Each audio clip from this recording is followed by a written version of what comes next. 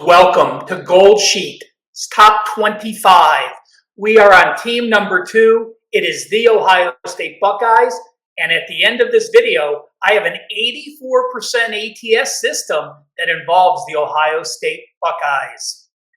Each of these top 25 videos will follow the same format. We'll take a look at these odds for this 2024 season, take a look back at last year, look at this year's team, analyze the schedule, and we'll end with Bettor's Edge, giving you some actionable and bettable info. Remember, these rankings are the Gold Sheet's summer power ratings. Ohio State clearly will be the number 2 team in the AP poll, but as we move on, you're going to see some different rankings from different schools. First, let's take a look at the odds for the Ohio State Buckeyes. They are 4-1 to win the national championship. They are plus 160 to win the Big Ten championship. Remember, the Big Ten format has changed. No longer divisions. The top 2 teams face off in Indianapolis. To make the college football playoffs, yes is minus 650, no plus 425. Season win total, they're at 10.5. You do have to lay minus 140 juice on the over. You're plus 120 if you like the under. To go undefeated, they are plus 280, yes, minus 380, no. And Will Howard is in the Heisman race. He is currently 15-1 to bring home the hardware. So Ohio State went through the 2023 season, winning their first 11 games. They ran into Michigan. They did have a yardage edge. They were minus 2 turnovers, and they lost to the Wolverines for the 3rd straight time. The bowl game, I'm not concerned about how poorly they played. Let's remember, Harrison sat out.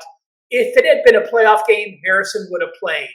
Then, your starter McCord transferred after the Michigan loss. Your number 2 quarterback, Devin Brown, got hurt in the second quarter, so you had to finish with a freshman who has 5 career passes in that bowl game against that tough Missouri D. So again, I am not worried about that loss. Is their 11-2 record equal to what their stats say? Absolutely. My favorite stat, as you know, is yards per play diff. The offensive yards per play minus the defensive yards per play. They were number 5 in the country, plus 2.2 yards per play. On offense, in the NCAA ratings, yards per game, they were number 48 on offense, number 3 on defense. When you looked at points per game scored, they were number 45 on offense. They were number 2 on defense. The Ohio State Buckeyes faced the number 7 toughest schedule last year. When you add those in with the NCAA rankings and get efficiency rankings, the Buckeyes finished number 15 on offense, and they were the 2nd most efficient defense in the NCAA last year. Guys, as we start to look towards this 2024 team, I just want to remind you, Gold Sheet, an incredible product, a weekly newsletter, 23 weeks of football action, currently priced at $159. I've got a coupon for you. Use GS30, and you can take $30 off the Gold Sheet subscription. Head to wagertalk.com right now and save on Gold Sheet. You will have a weekly newsletter with a write-up on every grain and great statistical breakdowns. That's wagertalk.com. Make sure you're part of the 2024 Gold Sheet newsletter. Let's take a look now at the 2024 Ohio State Buckeyes.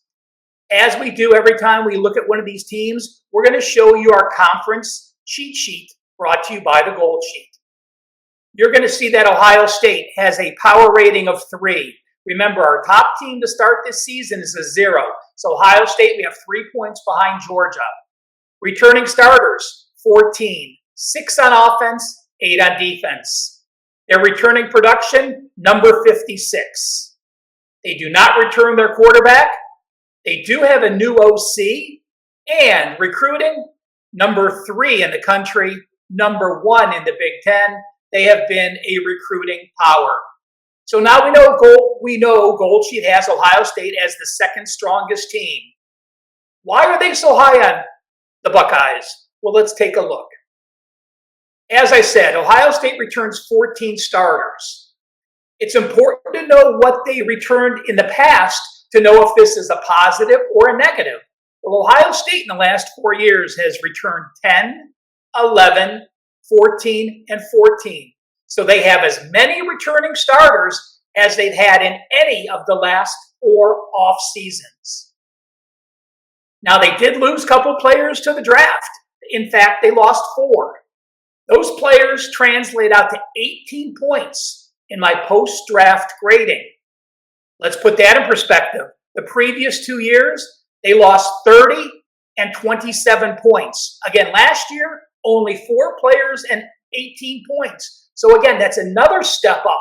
Returning starters are positive, and even though they lost a few players to the draft, they're still in a better position than they had been in the previous seasons.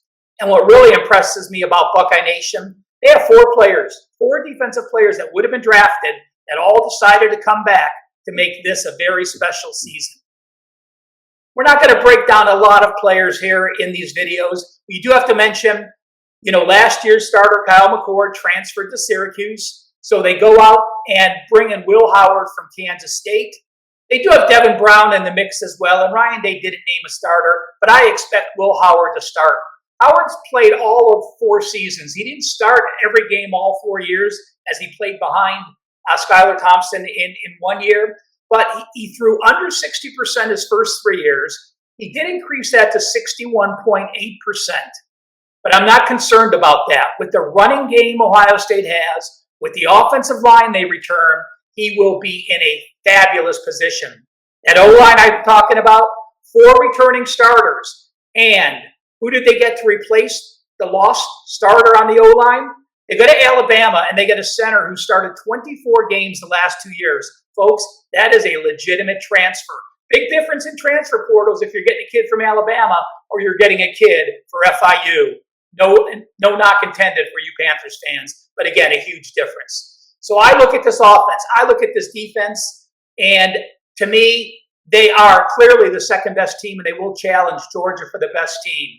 Looking at some of their units in the Big Ten, this is from Phil Steele's College Football Preview, a place that I enjoyed working for 15 years, and even had a Heisman vote for Phil, so I'm excited about that.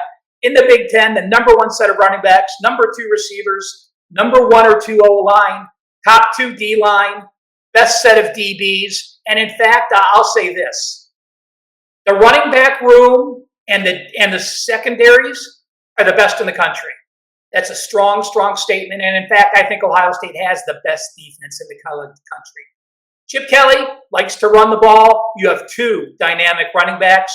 Travion Henderson returns, and I'll tell you what, I really do like Judkins from Ole Miss. How about this? This kid had 1,158 yards and 15 touchdowns at Mississippi last year. He also had 22 receptions and 2 receiving touchdowns. To come in and battle Henderson makes this an incredible running back duo. So Ohio State has all their pieces and parts. Number 1 running back, perhaps number 1 D-line in the country, number 1 secondary in the country. Will Howard only has to be a game manager for Ohio State to run the course. We always like to look at the schedule as well. So what does the Buckeye schedule show us for this year? Well, before I get to that, I would like to ask you one favor. Please smash that like button. Please subscribe to Wager Talk TV. 160,000 people have done it. See what you're missing. Also, anytime we load one of these videos, you will know it's instantly up as we go through our top 25. And comment below. Do you agree with our assessment? Do you disagree? What do you think the toughest challenge will be for Ohio State? Would you like to see something added or taken out? Every time you reach out and comment to us, it helps our algorithm and it allows us to continue to give you all this free information. Ohio State schedule. They have the highest average line of any team in the country this year. Their average line this season is minus 26.6 points per game. And take a look. Akron, Western Michigan, and Marshall. Non-conference teams, we expect them to be a favorite of 40 plus more. Every game outside of the 2 that are highlighted, we expect them to be a double-digit favorite or more. So that's the interesting thing when you're handicapping college football totals. You look at Ohio State, and basically you just have to handicap 2 games. You go to Oregon, we expect them to be a 1-point favorite. You go to Penn State, we expect them to be a 2-point favorite. Their schedule on the year, number 47 as far as strength of schedule goes. And when I do break down the schedule, I do want to point out, when they go to Oregon, they do host Iowa the week before. Oregon hosts Michigan State. So no real edge in the scheduling dynamics. But when they go to Penn State, prior to the Penn State game, they host Nebraska, while Penn State, prior to that Ohio State, goes to Wisconsin. While Wisconsin is down a couple notches, they are still always a physical team and can cause some trouble in Penn State. So I look at Ohio State, it's simple. Let's mark those double-digit wins as 10 wins. Do I think they split between Oregon and Penn State? I do think they split between Oregon and Penn State. I do like the dynamics, again, having a bye week, then having Nebraska, then going to Penn State. They'll be rested and ready to go. So again, if we think back to our odds of over 10.5, you know which way I'm leaning. The Ohio State schedule, pretty clear for 2024. And let's end this video, as we always do, with our bettor's edge. I always like to take a look at the odds and give you which way I'm leaning from the odds we started at the beginning of the show. As I mentioned, over 10.5, even though you're having to lay the 140, I believe there's value. And I even think this, with the expanded playoffs this year and Ohio State defense, I think at the national championship at plus 4-1, it's low odds. But if you want to sprinkle something on that, it's fun to have a national championship future at the beginning of the season. Couple more notes I want to take out against the spread. Since 2018, Ohio State, 30-2 straight up, 19-12-1 against the spread. But when you break out their non-conference numbers, they were only 5-6 against conference foes. A very strong 14-6-1 ATS record. When they are at home against a conference foe and they're a favorite of 19 or more, 11-2-1, a very impressive number for being a big conference favorite. Ohio State is 8-2, avenging a home loss. Remember when they go to Oregon, they lost in week 2 of the 2021 season. Only a few players were around, but I do think they will have revenge on their mind when they travel out to Eugene. And one more thing, just looking at some totals for the Ohio State Buckeyes. They are 6-15 over-under with a total of 56 or less. So a lower total, they have gone under the total 71% of the time. And when they have a total of 56.5 or higher, they have actually gone 28-14, 67% to the over. So a clear divide. Low totals have been unders for Ohio State. High totals have gone over the total. Thank you for joining us for this Ohio State preview. Gold Sheet's number 2 team as far as their summer power ratings are concerned. Make sure you subscribe to Wager Talk TV and you will know instantly when team number 3 is loaded.